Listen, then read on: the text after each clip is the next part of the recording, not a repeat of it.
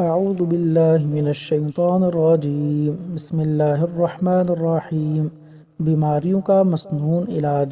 نبی اکرم صلی اللہ علیہ وسلم اپنے اہل میں سے کسی کو دم کرتے تو اپنے دائیں ہاتھ سے تکلیف والی جگہ کو چھوتے اور پھر یہ دعا کرتے: اللہم رب الناس، اللہم رب الناس، اللہم رب الناس اذہب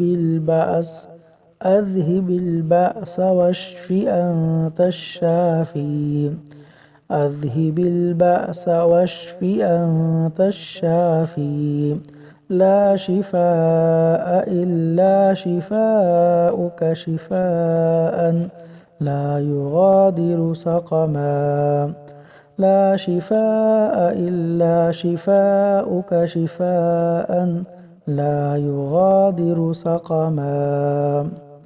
صحیح بخاری، حدیث نمبر 5418۔